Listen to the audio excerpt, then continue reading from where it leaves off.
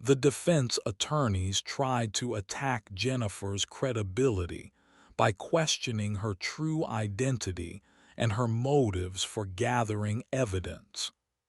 However, the prosecution had prepared for this strategy and presented evidence of the threats against her life and the witness protection program that had been necessary to keep her safe. The judge ruled that her identity would remain protected and that her testimony was admissible. All 14 defendants were convicted on various charges ranging from fraud to conspiracy to drug trafficking. Morrison received the longest sentence, 22 years in federal prison, while the corrupt FAA inspectors received sentences ranging from 8 to 15 years. The judge specifically noted that the corruption network had put thousands of lives at risk, and that only the courage of the protected witness had prevented potential catastrophes. After the trials concluded, Jennifer was faced with another difficult decision.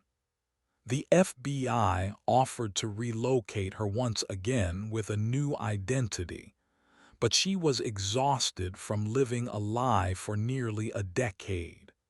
She had lost her family, her career, and her entire life to the pursuit of justice. The thought of starting over again in a new location with a new identity was almost too much to bear. However, Agent Chen informed her that the threat level had decreased significantly with the conviction of the major players in the corruption network. While some risk remained, the FBI believed that Jennifer could potentially resume a more normal life with fewer restrictions. They offered her a choice: complete relocation with a new identity, or remaining in Montana with enhanced security measures, and the option to gradually resume contact with her family. Jennifer chose to stay in Montana, but she negotiated for the right to eventually reconnect with her surviving family members. The FBI agreed to facilitate this process carefully, ensuring that her father and siblings could be informed of her survival without compromising her safety.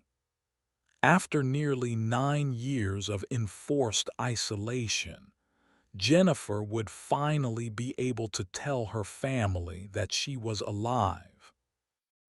The reunion with her family was emotional and difficult.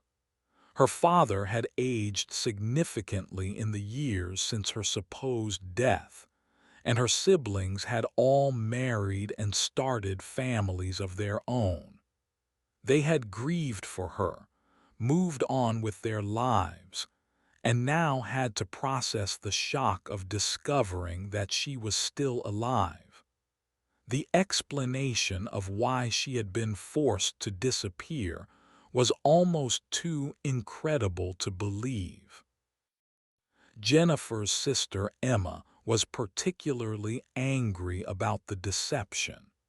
She felt that the family had been robbed of 9 years with their daughter and sister, and she struggled to understand why the authorities hadn't found a way to keep the family informed of Jennifer's survival. The reunion that Jennifer had dreamed of for years was much more complicated than she had imagined. Despite the difficulties, Jennifer slowly began to rebuild relationships with her family. She started visiting them regularly, though she maintained her cover identity and continued to live in Montana.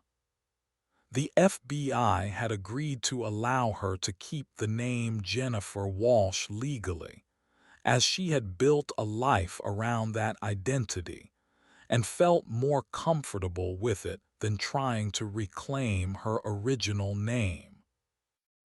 Despite the difficulties, Jennifer slowly began to rebuild relationships with her family.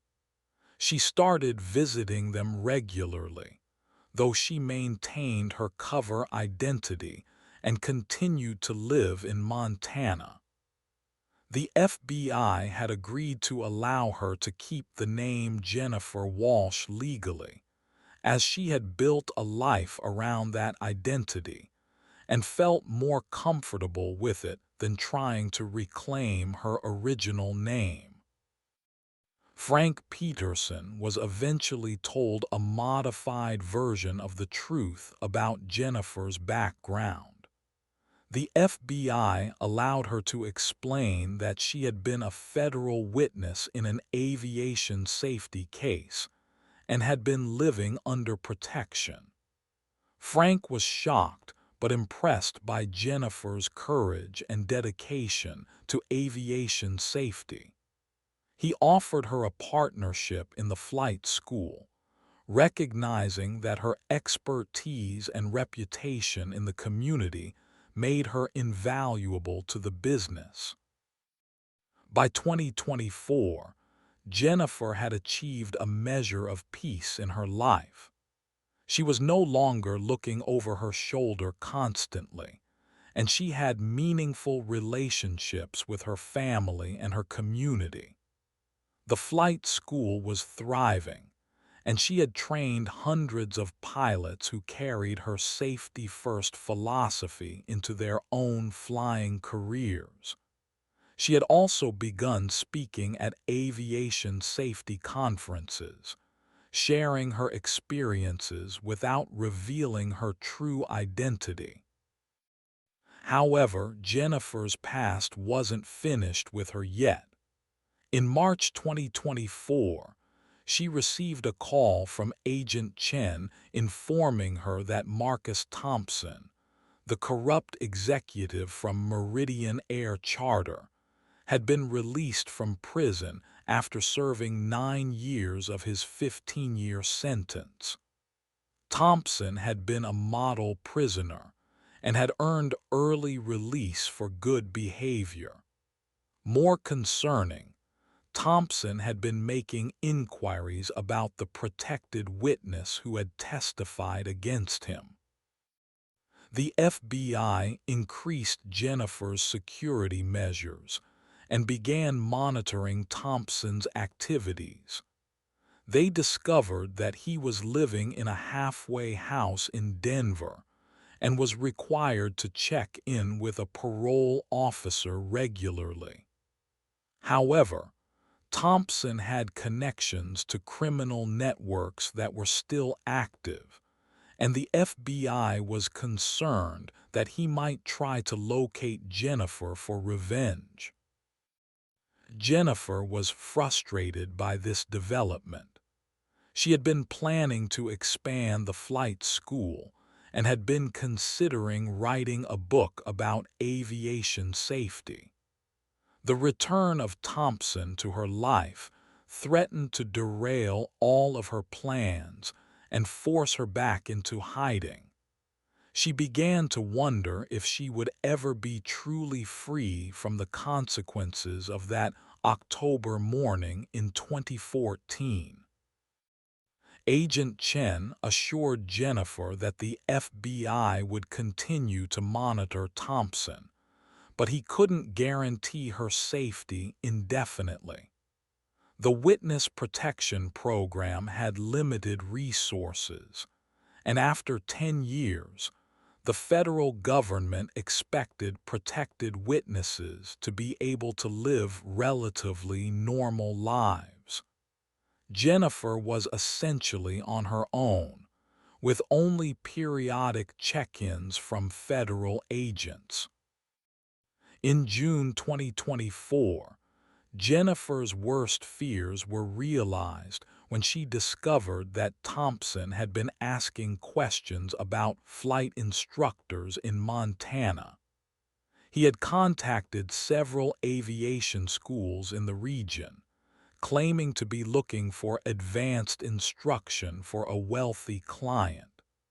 When Jennifer saw Thompson's photograph in a security briefing, she realized that he was systematically searching for her. Jennifer immediately contacted Agent Chen, who arranged for increased surveillance and protection. However, the FBI's resources were limited, and they couldn't provide around-the-clock protection indefinitely. They suggested that Jennifer consider relocating once again, but she was reluctant to abandon the life she had built in Montana. The flight school was successful.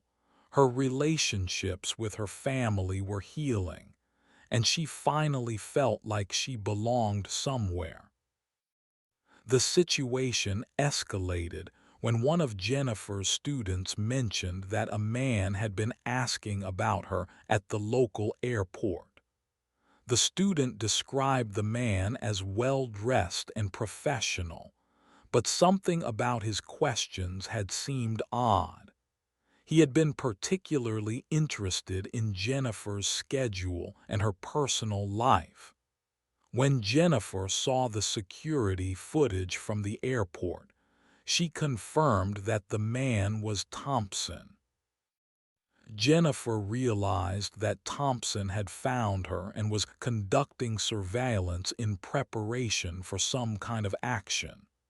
She had to make a decision quickly, flee once again, and abandon everything she had built, or stay and face the threat head-on.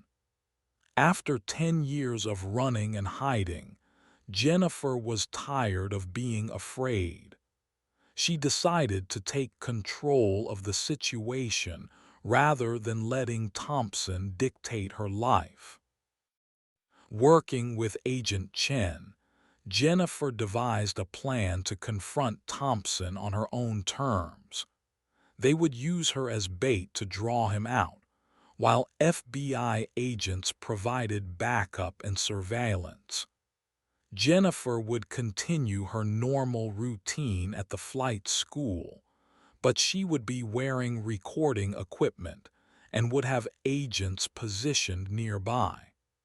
The goal was to get Thompson to reveal his intentions and provide evidence of any criminal activity. The plan was risky, but Jennifer felt empowered by taking an active role rather than simply hiding. She had learned from her previous experiences that running away only delayed the inevitable confrontation. If Thompson was determined to find her, it was better to face him with FBI backup than to spend the rest of her life looking over her shoulder. On July 15, 2024, Thompson finally made his move. He arrived at the flight school during Jennifer's lunch break, when the facility was relatively empty. Jennifer was in her office reviewing student files when she heard someone enter the building. She looked up to see Thompson standing in her doorway, looking older and harder than she remembered from the trial years earlier. Thompson's voice was calm but menacing as he spoke.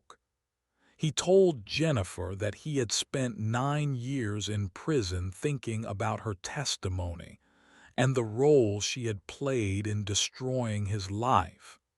He blamed her for the loss of his career, his family, and his freedom.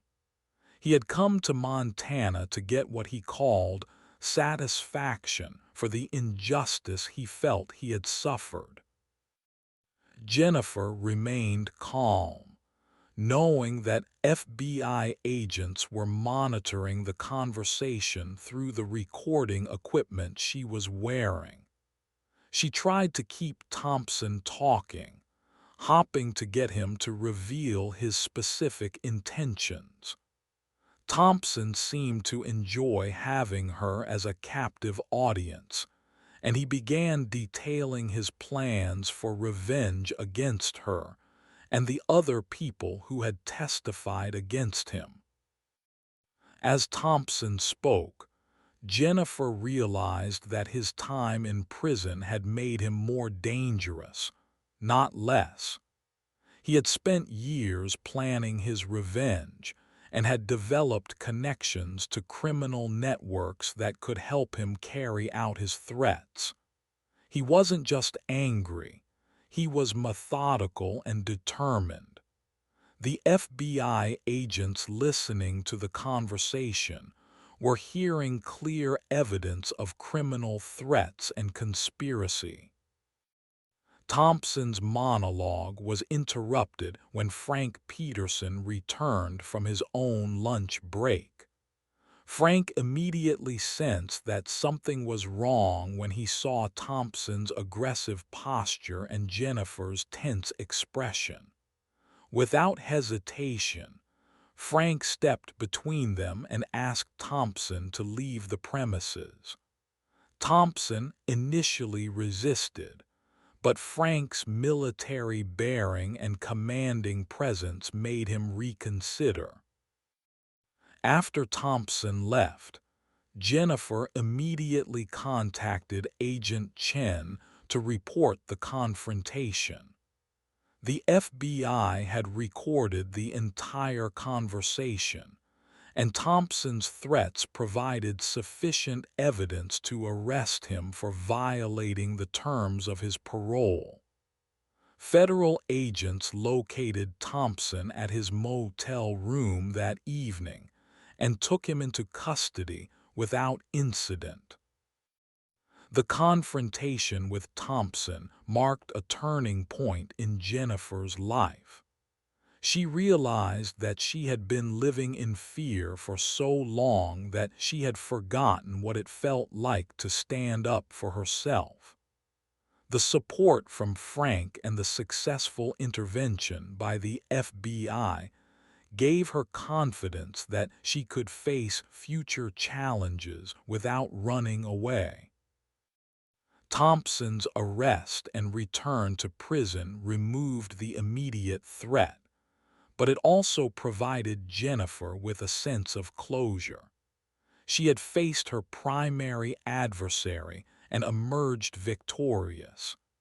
The FBI informed her that Thompson would likely serve the remainder of his original sentence, plus additional time for the parole violation and criminal threats. He would be much older and less dangerous by the time he was released again. With Thompson back in prison, Jennifer felt free to pursue her plans for expanding the flight school and sharing her story more broadly. She began working on a book about aviation safety and her experiences as a witness in major federal cases. The book would help educate pilots about the importance of maintenance oversight and the courage required to report safety violations. In September 2024, Jennifer made a decision that would have seemed impossible just a few years earlier. She decided to attend the National Aviation Safety Conference in Las Vegas, where she would deliver a keynote speech about her experiences. The FBI had cleared her to speak publicly about her cases, provided she didn't reveal specific details that might compromise ongoing investigations or other protected witnesses. The speech was a powerful moment for Jennifer. Standing before an audience of aviation professionals, she told her story of survival, courage, and the importance of speaking truth to power. She described the crash that started her journey, the corruption she had uncovered, and the personal cost of standing up for what was right. The audience was captivated by her story and gave her a standing ovation. After the conference, Jennifer was approached by several major aviation companies who wanted to hire her as a safety consultant. Her unique perspective on maintenance fraud and her proven track record of identifying safety violations made her extremely valuable to organizations that wanted to ensure their operations were above reproach. She accepted several consulting contracts while maintaining her teaching responsibilities at the flight school. Jennifer's consulting work took her around the country, and she was often recognized by pilots and aviation professionals who had heard her speak or read about her cases. She became known as the whistleblower pilot in aviation circles, though her real name remained protected in official documents. The recognition was gratifying, but it also meant that she could never fully escape her past. In December 2024, Jennifer received news that would change everything once again. Agent Chen called to inform her that the FBI had uncovered evidence of a new aviation fraud scheme that was much larger than anything they had previously investigated. The scheme involved international charter companies, corrupt government officials, and potentially terrorist organizations. The FBI needed Jennifer's expertise to understand the scope of the corruption and develop a strategy to combat it. Jennifer was initially reluctant to get involved in another major investigation. She had finally achieved some stability in her life, and she was concerned about the risks of exposing herself to new threats. However, when Agent Chen explained that the corruption network was potentially involved in smuggling operations that could threaten national security, Jennifer felt compelled to help. The new investigation, code-named Operation Skyfall, was the most complex aviation fraud case in FBI history.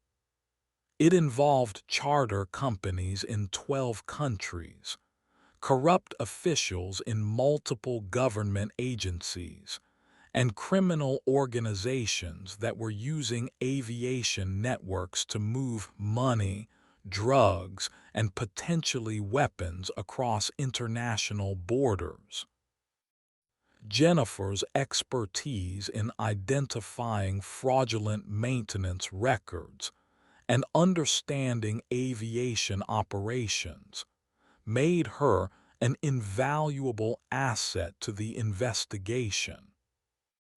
Jennifer agreed to work as a consultant for the FBI, but she insisted on maintaining her cover identity and her base of operations in Montana.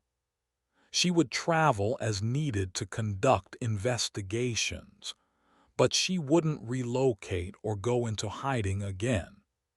The FBI agreed to these terms, recognizing that Jennifer's previous experiences had given her unique insights into how to balance safety with effectiveness. The investigation revealed that the corruption was even more extensive than the FBI had initially suspected.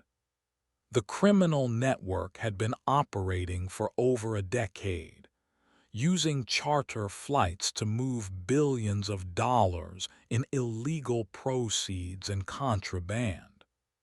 They had corrupted aviation officials in multiple countries and had created a system of falsified maintenance records that made their aircraft virtually impossible to track or regulate. Jennifer's role in the investigation was to analyze maintenance records and identify patterns of fraud that could help the FBI understand the scope of the criminal enterprise. She spent months reviewing thousands of documents, looking for the telltale signs of falsified inspections and maintenance shortcuts that she had learned to recognize through her previous cases. The evidence Jennifer helped gather was used to build cases against over 60 individuals in the United States and abroad.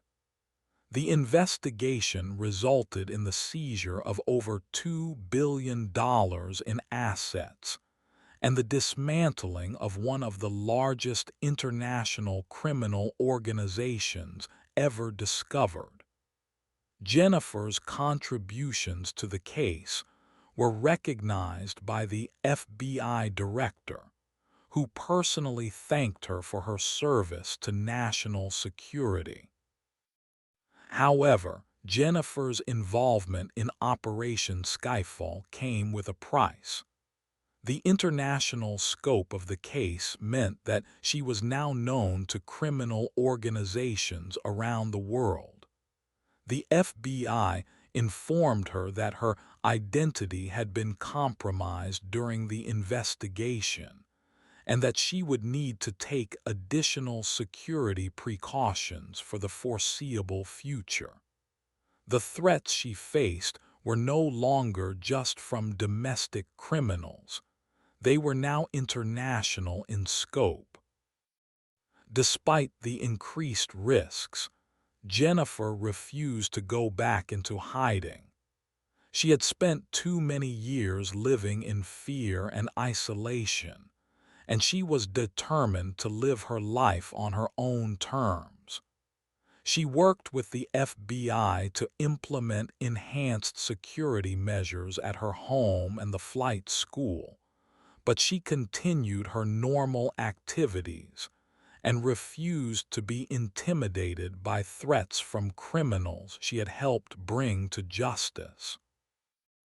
In early 2025, Jennifer received an unexpected visitor at the flight school. A young woman named Sarah Peterson, Frank's niece, had come to Montana to learn to fly. Sarah was a recent college graduate who had been inspired by Jennifer's story and wanted to become a commercial pilot. She had specifically chosen Jennifer as her instructor because of her reputation for safety and her courage in fighting corruption. Training Sarah reminded Jennifer of her own early days as a pilot, when she had been full of dreams and ambitions. Sarah's enthusiasm and dedication were infectious, and Jennifer found herself enjoying the teaching process more than she had in years. She saw in Sarah the future of aviation, a generation of pilots who would prioritize safety over profits and who would have the courage to speak up when they saw problems.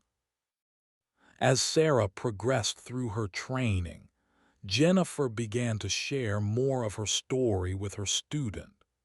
She explained how the corruption she had uncovered had nearly cost her everything, but how fighting for justice had ultimately given her life meaning and purpose. Sarah was fascinated by Jennifer's experiences and began to understand the broader implications of aviation safety beyond just passing her pilot's test. In March 2025, Jennifer received news that would bring her story full circle. The FBI informed her that they had uncovered evidence that Marcus Thompson had been working with criminal organizations even before his time at Meridian Air Charter. The maintenance fraud that had caused Jennifer's crash in 2014 had been part of a much larger conspiracy that stretched back over a decade. The revelation that Thompson had been a career criminal rather than simply a corrupt executive was both shocking and validating for Jennifer. It explained why he had been so determined to silence her and why the threats against her had been so persistent. She had been fighting against organized crime from the very beginning, even when she thought she was just reporting safety violations. The FBI's continued investigation into Thompson's activities led to additional arrests and the recovery of millions of dollars in stolen assets. Jennifer's original testimony, combined with the new evidence, resulted in Thompson receiving an additional 20-year sentence for racketeering and conspiracy. He would spend the rest of his life in prison, ensuring that he could never again threaten Jennifer or anyone else. With Thompson permanently removed as a threat, Jennifer felt a sense of closure that had eluded her for over a decade. She had not only survived his attempts to silence her, but she had ultimately been instrumental in bringing his entire criminal enterprise to justice. The scared young pilot who had made an emergency landing in 2014 had become one of the most effective witnesses in the fight against aviation corruption. Jennifer's story was finally ready to be told in full. She completed her book, Clear Skies: A Pilot's Journey from Crash to Courage, which became a bestseller and was adapted into a documentary film. The book detailed her experiences from the original crash through her work on international investigations, showing how one person's courage could make a difference in the fight against corruption. The success of her book led to speaking engagements around the world, where Jennifer shared her story with pilots, law enforcement officials, and safety advocates. She became a symbol of integrity in the aviation industry and inspired a new generation of pilots to prioritize safety over convenience or profit. Her flight school in Montana became a destination for pilots who wanted to learn from someone who had literally survived the consequences of cutting corners on safety. In June 2025, Jennifer received an invitation that would mark the culmination of her journey. The National Transportation Safety Board asked her to serve as a special advisor on aviation safety and maintenance oversight. The position would allow her to influence industry-wide policies and help prevent the kind of corruption that had nearly killed her years earlier. It was an opportunity to ensure that her experiences would have a lasting impact on aviation safety. Jennifer accepted the position with the understanding that she would continue to operate her flight school and maintain her consulting work. The NTSB was willing to accommodate her schedule because they recognized the unique value of her perspective. She would be working with the same agency that had investigated her original crash, but now She would be helping to shape policies that would protect future pilots and passengers. Her first assignment with the NTSB was to lead a comprehensive review of maintenance oversight procedures at charter companies nationwide. The review would examine how regulatory gaps had allowed corruption to flourish and would recommend changes to prevent similar problems in the future. Jennifer's real-world experience with maintenance fraud made her the ideal person to lead this critical evaluation. The review took 6 months to complete and resulted in sweeping changes to aviation safety regulations. New requirements for maintenance documentation, enhanced penalties for falsifying records, and improved oversight procedures were implemented across the industry. Jennifer's recommendations were adopted almost entirely, reflecting the respect she had earned among aviation professionals and regulators. As 2025 progressed, Jennifer found herself in an unexpected position.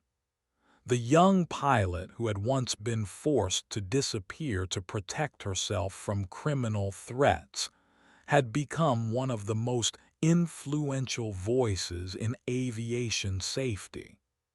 Her story had inspired legislative changes, regulatory reforms, and a cultural shift in how the industry approached maintenance and safety issues. Jennifer's relationship with her family had also continued to heal. Her father, now in his 80s, had become one of her strongest supporters, often traveling to Montana to visit and showing immense pride in his daughter's achievements. Her siblings had gradually come to understand why she had been forced to disappear, and they were amazed by the strength and courage she had shown during her years in hiding. Sarah Peterson completed her pilot training in July 2025 and received her commercial pilot's license. She had been offered positions with several major airlines, but she chose to stay at the flight school as an instructor, wanting to continue learning from Jennifer and helping to train the next generation of safety-conscious pilots. Sarah's decision to prioritize education over immediate career advancement reflected the values that Jennifer had instilled in her. The flight school had expanded significantly under Jennifer's leadership.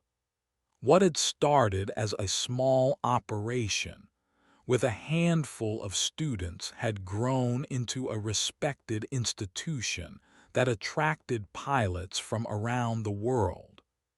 The school's reputation for excellence in safety training made it a preferred destination for pilots who wanted to learn from someone who had lived through the consequences of cutting corners. In August 2025, Jennifer received an unexpected phone call from Agent Chen. The FBI had just arrested the last remaining member of the international criminal organization that had been dismantled during Operation Skyfall. The arrest had taken place in a remote location in South America, where the criminal had been hiding for over a year. With this final arrest, the investigation was complete, and all known threats to Jennifer had been eliminated. The news marked the end of an era for Jennifer. For the first time in over a decade, she was truly free from the shadow of criminal threats. She could live her life without looking over her shoulder, without worrying about the safety of her family, and without the constant stress of wondering if her enemies had found her. The young pilot who had vanished in 2014 had finally returned to a normal life. Jennifer celebrated this milestone by organizing a reunion of all the people who had supported her during her long journey. Agent Williams, Agent Chen, Frank Peterson, her family members, and many of her former students gathered at the flight school for a celebration that was both joyful and emotional. The gathering represented the community that had sustained Jennifer through her darkest moments and had helped her rebuild her life. Rebecca Martinez had always been the golden child of Westmont Aviation Academy. At 22, she was the youngest pilot to ever graduate with honors from their elite program, securing a coveted position at prestigious Meridian Air Charter. Her instructor, Captain James Whitmore, had practically adopted her as his protege, praising her natural instincts and fearless approach to flying. Rebecca's colleagues admired her dedication. She was always the first to arrive at the hangar and the last to leave, meticulously checking every bolt and wire on her assigned aircraft. The morning of October 15th, 2014, started like any other. Rebecca arrived at Meridian's private airfield at dawn, her breath visible in the crisp autumn air. She had a routine charter flight scheduled to Denver, transporting 3 business executives for a corporate meeting. The Cessna Citation she'd been assigned was one of the newer models in the fleet, and she'd flown it dozens of times before. As she conducted her pre-flight inspection, everything appeared normal. The weather was clear, visibility excellent, and the aircraft's maintenance logs showed no red flags. What Rebecca didn't know was that her supervisor, Director of Operations Marcus Thompson, had been embezzling funds from the company for over 2 years.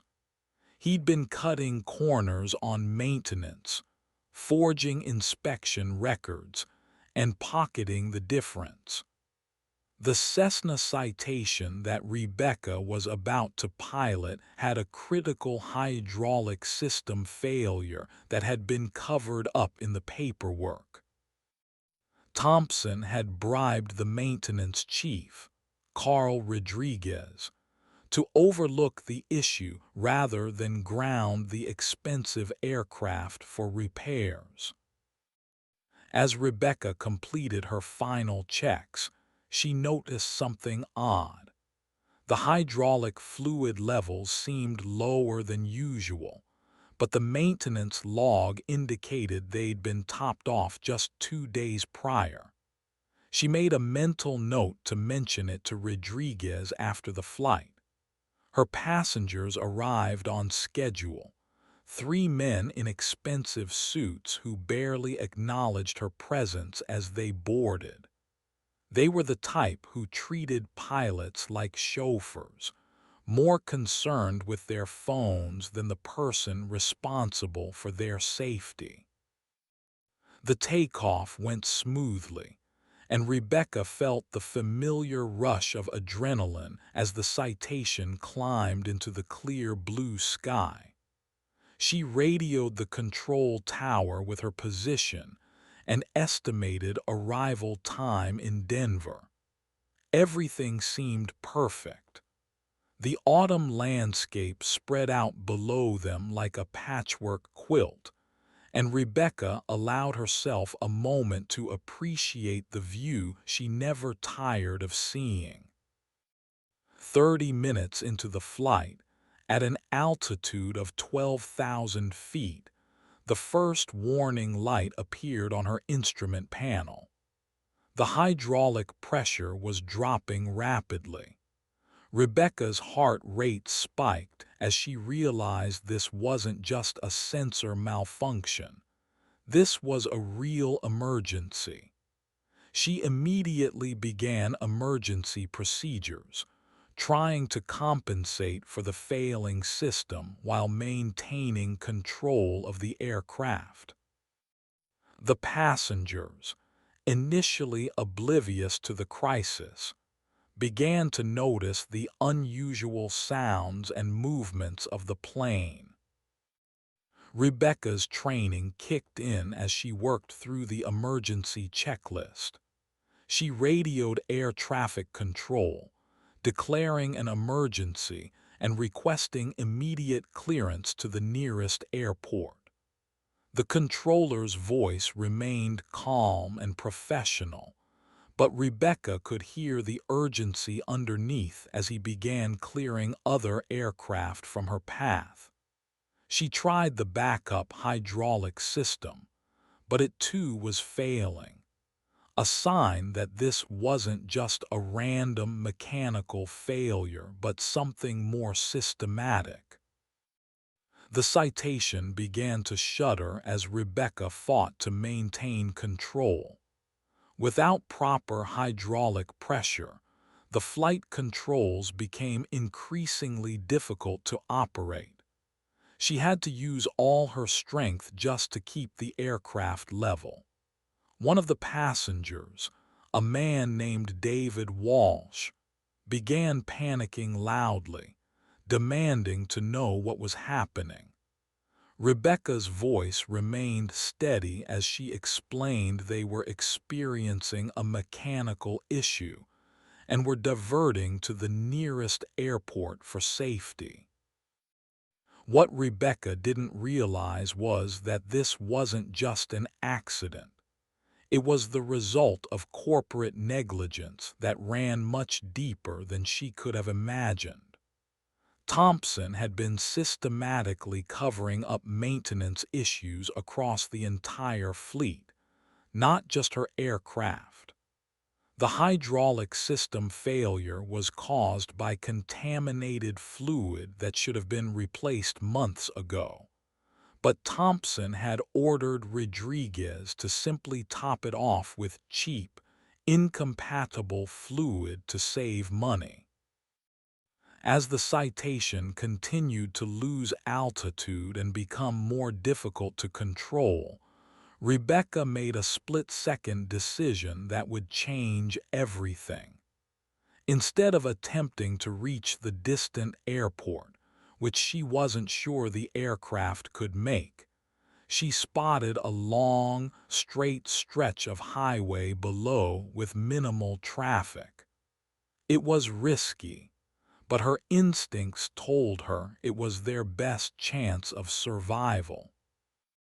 She began preparations for an emergency landing, knowing that even if she succeeded, the impact would likely be violent. The passengers were now in full panic mode, but Rebecca's calm, authoritative voice helped keep them focused on the emergency procedures she was directing them through. She had them assume crash positions and reminded them of the location of emergency exits. Her hands were steady on the controls despite the tremendous physical effort required to fly the crippled aircraft. As they descended toward the highway, Rebecca could see cars pulling over and people getting out to watch the unfolding drama. Emergency vehicles were already racing toward their projected landing site. She lined up with the roadway, fighting every second to keep the nose up and the wings level. The citation touched down hard on the asphalt, bounced once, then settled into a skidding slide that seemed to last forever. The aircraft finally came to rest in a field beside the highway, its landing gear collapsed and wings damaged, but the passenger cabin remained intact. Rebecca immediately shut down all systems and began evacuating her passengers through the emergency exit. All 4 people aboard the aircraft survived with only minor injuries, a testament to Rebecca's skill and quick thinking under extreme pressure. Within hours, the National Transportation Safety Board investigators arrived at the crash site. As they began their preliminary examination of the wreckage, Rebecca provided her statement to the lead investigator, Patricia Coleman. She described the mechanical failure in detail, her decision-making process, and the emergency landing. Coleman was impressed by Rebecca's professionalism and the fact that she had managed to save everyone aboard what should have been a fatal crash. However, when the NTSB investigators began examining the maintenance records for the aircraft, they immediately noticed discrepancies. The hydraulic fluid that caused the failure was not the approved type for that aircraft model, and the maintenance logs showed signatures from technicians who claimed they had never worked on that particular plane. Coleman realized they weren't just dealing with a mechanical failure. They were looking at potential criminal negligence. Rebecca was asked to remain available for further questioning as the investigation continued. She was placed on administrative leave from Meridian Air Charter, standard procedure following any accident. What she didn't know was that Thompson and Rodriguez were already working to cover their tracks. They began altering computer records, destroying physical documents, and pressuring other employees to stay quiet about the maintenance shortcuts they had witnessed. 3 days after the crash, Rebecca received a call from Coleman asking her to come to the NTSB field office for additional questioning. When she arrived, she found FBI agents waiting alongside the aviation investigators. They informed her that the investigation had revealed evidence of systematic maintenance fraud at Meridian Air Charter, and they needed her testimony to build their case against the responsible parties. Rebecca was more than willing to cooperate. She had always prided herself on following safety protocols to the letter, and the idea that her aircraft had been compromised by someone else's greed made her furious. She provided the agents with detailed information about every maintenance concern she had ever raised, every conversation with Rodriguez about aircraft conditions, and every time she had noticed Thompson pressuring staff to keep planes in service despite questionable maintenance status. As the investigation progressed, Rebecca learned just how extensive the corruption had been. Thompson had been embezzling over $300,000 annually by avoiding proper maintenance procedures. Rodriguez had been falsifying inspection records for nearly 3 years, putting dozens of flights and hundreds of passengers at risk. Several other mechanics had been pressured to ignore safety issues or find themselves unemployed. The FBI built a solid case against Thompson and Rodriguez, but Rebecca soon realized that her cooperation had made her a target. She began receiving anonymous threatening phone calls warning her to stop talking to federal agents. Her car was vandalized twice in 1 week, and she noticed she was being followed by unfamiliar vehicles. Someone even broke into her apartment, though nothing was stolen, a clear message that she was being watched. Rebecca reported the harassment to the FBI, who took her concerns seriously. They offered her witness protection, but she initially declined, believing the threats were just intimidation tactics. She was determined to see justice served and refused to be scared into silence. However, as the trial date approached and the threats escalated, she began to reconsider her position. The breaking point came when Rebecca discovered that someone had tampered with her personal aircraft, a small Cessna 172 she owned and kept at a private airfield. The fuel lines had been loosened, and the control cables showed signs of deliberate damage. If she had flown the plane without conducting a thorough inspection, she would have certainly crashed. This wasn't just intimidation anymore. Someone was actively trying to kill her. Rebecca immediately contacted FBI agent Sarah Williams, who had been her primary contact throughout the investigation. Williams wasted no time in arranging emergency protection for Rebecca. They moved her to a safe house outside the city while they investigated who might be behind the escalating threats. The timing was particularly concerning since Thompson's trial was scheduled to begin in just 2 weeks.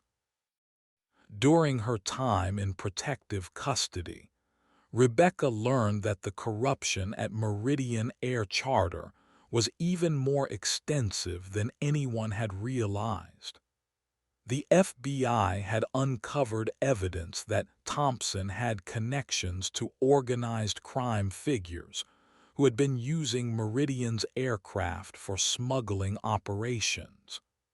The maintenance fraud was just the tip of the iceberg. Thompson had been allowing criminals to use company planes for illegal activities in exchange for substantial payments. This revelation changed everything. Rebecca wasn't just a witness to corporate fraud. She was a key witness in a major organized crime investigation. The stakes had become much higher, and the people threatening her were far more dangerous than she had imagined. Agent Williams explained that the Witness Protection Program was now her only realistic option for survival. Rebecca struggled with the decision. Entering witness protection meant giving up her entire life, her career, her friends, her identity. She would have to disappear completely and start over somewhere else with a new name and a fabricated history. The thought of never flying again, never seeing her family, never being able to return to the life she had built was almost unbearable. However, the alternative was likely death. The FBI had intercepted communications indicating that Thompson's criminal associates were planning to eliminate Rebecca before she could testify. They had already demonstrated their willingness to use violence, and they had the resources to carry out their threats. Williams made it clear that the Bureau could not guarantee Rebecca's safety outside of witness protection. 2 days before Thompson's trial was scheduled to begin, Rebecca made the hardest decision of her life. She agreed to enter the witness protection program, but with one condition. She would still testify against Thompson and Rodriguez via video link from a secure location. She refused to let them escape justice simply because she had to disappear. The trial proceeded with Rebecca's testimony delivered remotely. She spent 3 days on the witness stand, describing in detail how Thompson's greed had nearly killed her and her passengers. Her testimony was devastating to the defense, providing clear evidence of the systematic maintenance fraud and Thompson's knowledge of the dangerous conditions he was forcing pilots to fly. Both Thompson and Rodriguez were convicted on multiple felony charges, including reckless endangerment, fraud, and conspiracy. Thompson received a 15-year prison sentence, while Rodriguez got 8 years. The judge specifically noted that Rebecca's courage in testifying despite the threats against her life had been crucial to achieving justice. After the trial, Rebecca Martinez officially ceased to exist. The U.S. Marshals Service relocated her to a small city in Montana, where she became Jennifer Walsh, a flight instructor at a local aviation school. Her new identity came with a complete background story. She was supposedly a former military pilot who had served overseas and was now seeking a quieter life in civilian aviation. The marshals had chosen her cover carefully, allowing her to continue flying while keeping her far from the aviation industry's major hubs. The transition was incredibly difficult. Rebecca had to suppress every instinct to contact her family, her friends, or anyone from her previous life. She watched from afar as news reports covered the Meridian Air charter scandal, seeing her own story told without her real name mentioned. To the world, the heroic pilot who had saved her passengers and brought down a corrupt company was simply referred to as the whistleblower pilot, whose identity was protected for security reasons. Jennifer Walsh, as she now had to think of herself, found work at Rocky Mountain Flight Training, a small operation that catered to weekend pilots and aviation enthusiasts. The owner, Frank Peterson, was a former Air Force pilot who asked few questions about her background. He was impressed by her credentials and her obvious skill as an instructor. Jennifer's students appreciated her attention to detail and her emphasis on safety, traits that had been ingrained in her through her traumatic experience. For the first few years, Jennifer lived in constant fear that she would be discovered. Every unfamiliar face at the airfield, every unexpected phone call, every knock at her door sent her heart racing. She had been given a panic button that would immediately alert the U.S. Marshals if she felt threatened, but she hoped never to use it. The isolation was the hardest part. She had no one to share her fears with, no one who knew her real story. As the years passed, Jennifer slowly began to build a new life. She dated occasionally, though she could never be completely honest with anyone about her past.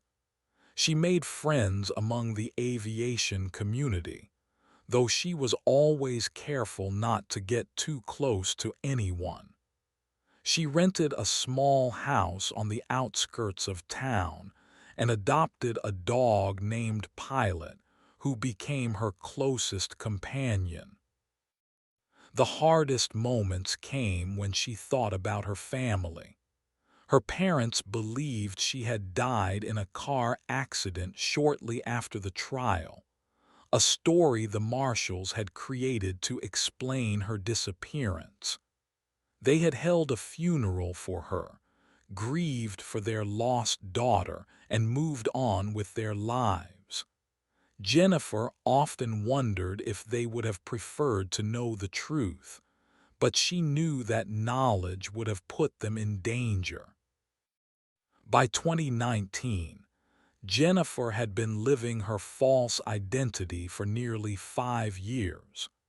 She had become one of the most respected flight instructors in the region, known for her expertise and her unwavering commitment to safety. She had trained hundreds of new pilots, always drilling into them the importance of proper maintenance and thorough pre-flight inspections. In her own way, she was ensuring that what happened to her would never happen to one of her students. The aviation industry had changed significantly since her disappearance. New regulations had been implemented following the Meridian Air Charter scandal, requiring more oversight of maintenance operations and stricter penalties for falsifying records. Rebecca, or Jennifer, as she now thought of herself, took some satisfaction in knowing that her sacrifice had made flying safer for everyone. However, the loneliness never fully went away.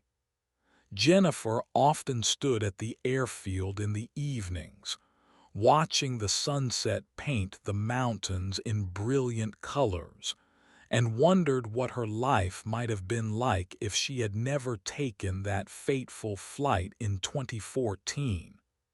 She had saved lives through her actions, but the cost had been enormous. In 2020, the COVID-19 pandemic brought unexpected challenges to Jennifer's carefully constructed life. The aviation school saw a significant decrease in students as people avoided non-essential activities. Frank Peterson was forced to lay off most of his staff, but he kept Jennifer on part-time due to her exceptional skills and dedication. The reduced income forced her to take on additional work as a freelance aviation consultant, reviewing safety protocols for small charter companies. During this period, Jennifer began to notice something troubling. Several of the companies she consulted for were exhibiting the same corner-cutting behaviors that had led to the Meridian Air Charter scandal. Maintenance records were being falsified, safety inspections were being skipped, and pilots were being pressured to fly aircraft with questionable airworthiness. The industry had apparently learned very little from the highly publicized case that had destroyed her previous life. Jennifer faced a moral dilemma. She had the expertise to identify these problems and the experience to know how dangerous they were, but reporting them would risk exposing her identity.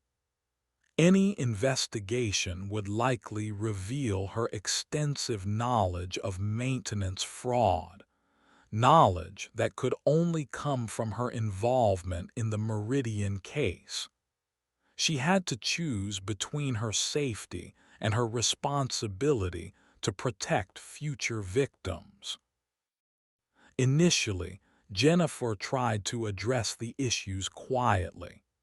She would make suggestions to company owners about improving their maintenance procedures, emphasizing the legal and safety benefits of proper record keeping.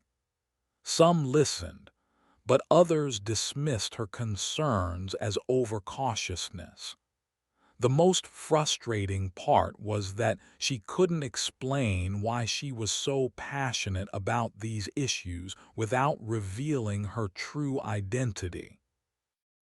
The breaking point came when Jennifer discovered that Rocky Mountain Charter, a company she had been consulting for, had been using aircraft with expired inspection certificates. The owner, Dale Morrison, had been backdating inspection records and bribing an FAA inspector to overlook maintenance deficiencies. When Jennifer confronted him about the falsified records, Morrison threatened to fire her and destroy her reputation in the local aviation community. Jennifer realized she was facing the same corruption that had nearly killed her years earlier. The industry's selective memory about the Meridian Air Charter scandal was putting new lives at risk. She began documenting everything she discovered, knowing that eventually she would have to make another difficult decision about whether to come forward. As 2021 progressed, Jennifer's investigation into Rocky Mountain Charter revealed connections to other corrupt operators throughout the region. She discovered a network of charter companies that were sharing maintenance shortcuts, falsifying records, and covering for each other's violations. The scale of the conspiracy was reminiscent of what she had experienced at Meridian, but potentially much larger. The stress of carrying this knowledge alone was taking its toll on Jennifer. She had nightmares about aircraft crashes, and she found herself obsessively checking maintenance records on every plane she flew. Her dog Pilot seemed to sense her distress and would often sit with her during her long, sleepless nights.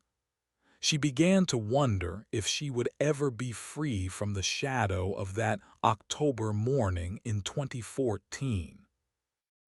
In December 2021, Jennifer made a decision that would change everything.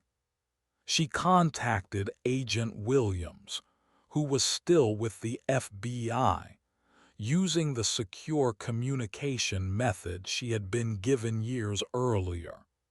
She explained what she had discovered and asked for guidance on how to proceed without compromising her safety or her new identity. Williams was deeply concerned by what Jennifer had uncovered. The FBI had been monitoring aviation safety corruption since the Meridian case, but they had no idea about the network Jennifer had discovered. Williams arranged for Jennifer to meet with a new team of investigators who specialized in aviation fraud. The meeting took place in early 2022 at a secure federal facility in Denver.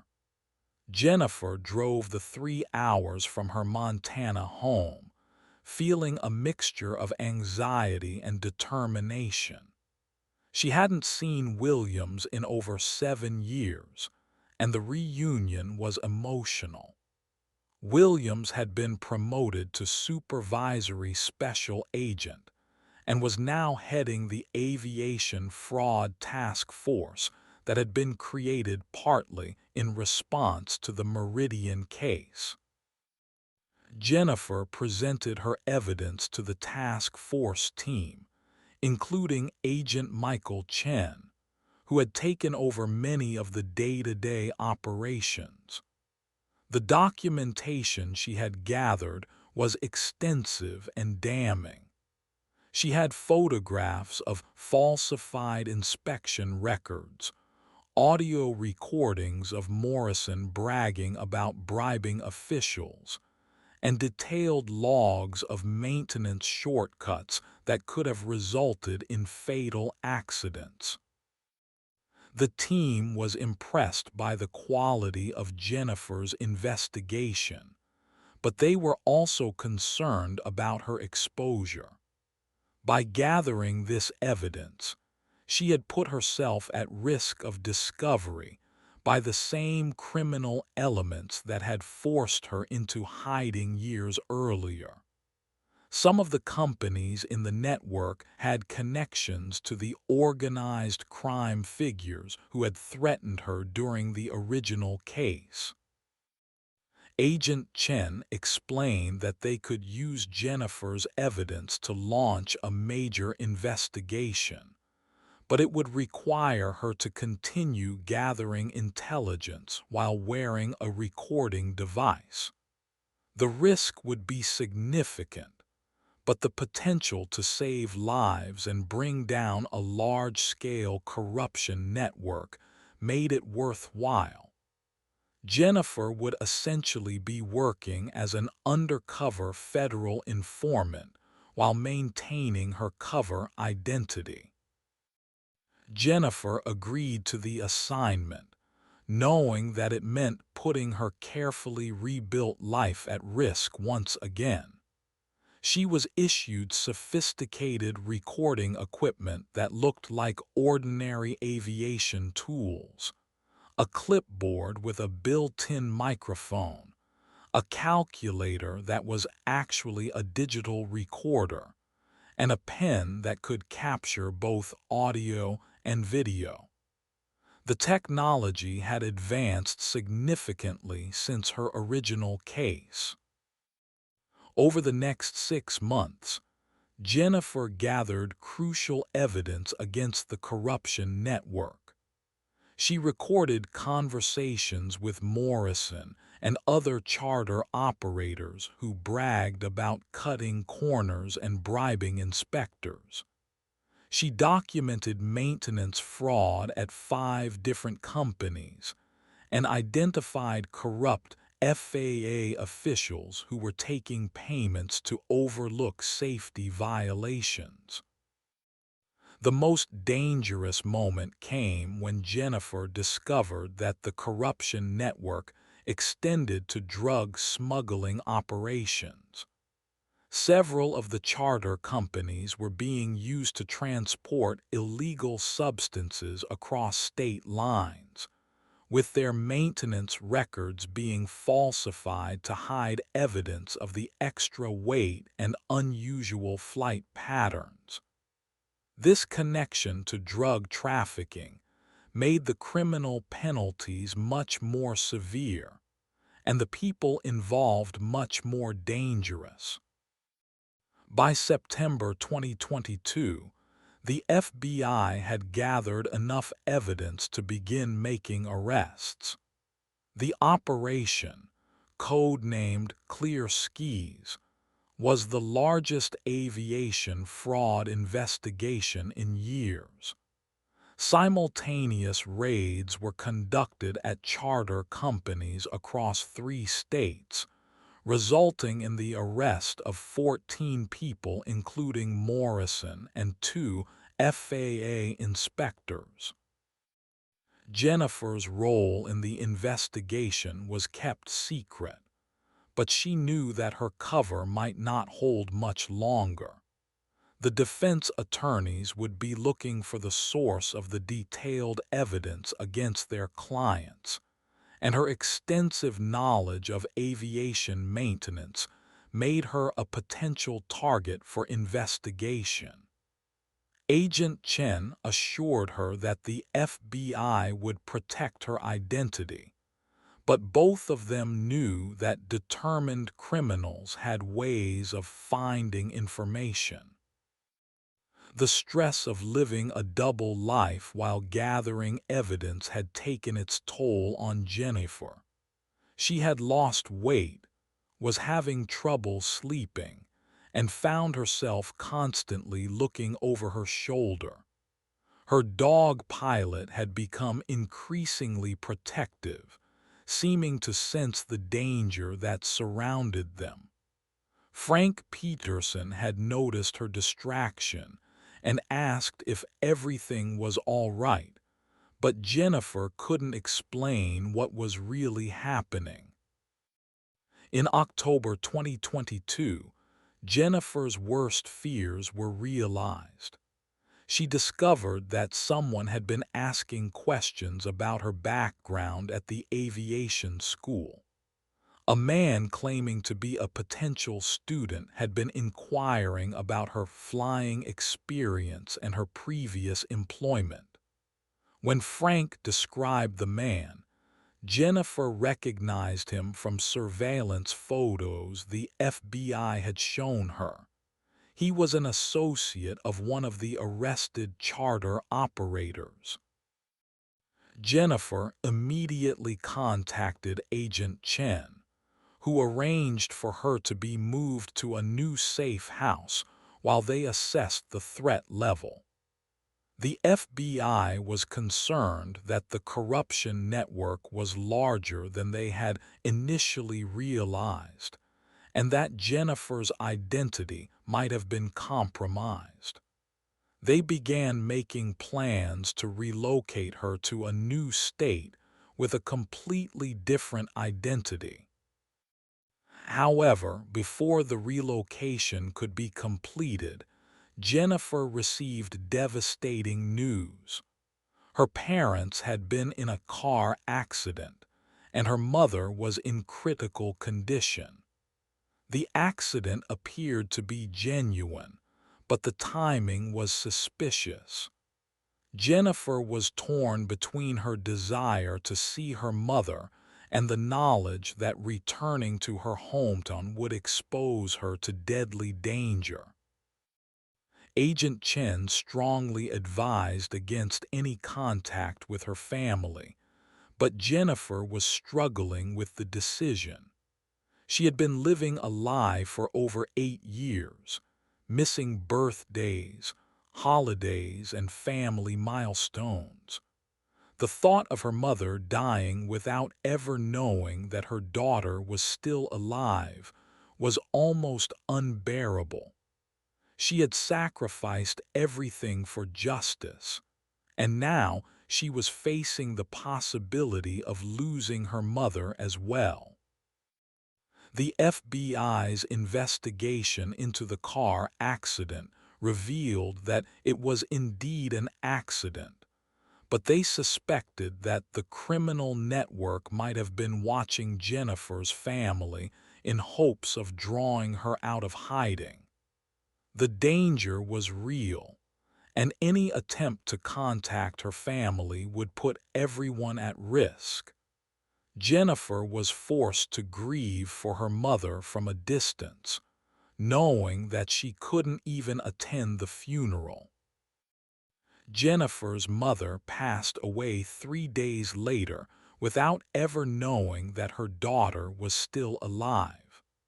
The funeral was covered by the local newspaper, and Jennifer read the obituary online, seeing her own name listed among the deceased daughter's siblings. She had been dead to her family for so long that her existence had been erased from their memories. The pain of this realization was almost overwhelming. In the aftermath of her mother's death, Jennifer seriously considered leaving witness protection and returning to her real life. regardless of the consequences. She felt that she had sacrificed enough for justice, and that she deserved to be with her family during this difficult time. However, Agent Chen showed her intelligence reports indicating that the criminal network was still actively searching for her, and that her father and siblings were under surveillance. The realization that her family was in danger because of her made Jennifer more determined to see the case through to its conclusion. She agreed to testify in the upcoming trials, knowing that her testimony would be crucial to securing convictions. The FBI arranged for her to testify via secure video link from a protected location, just as she had done in the original Meridian case. The trials began in early 2023, with Jennifer's testimony serving as the cornerstone of the prosecution's case. She spent 5 days on the witness stand, describing in detail how she had infiltrated the corruption network and documented their illegal activities. Her testimony was devastating to the defense, providing clear evidence of the systematic safety violations and criminal conspiracy. The defense attorneys tried to attack Jennifer's credibility by questioning her true identity and her motives for gathering evidence. However, the prosecution had prepared for this strategy and presented evidence of the threats against her life and the witness protection program that had been necessary to keep her safe. The judge ruled that her identity would remain protected and that her testimony was admissible.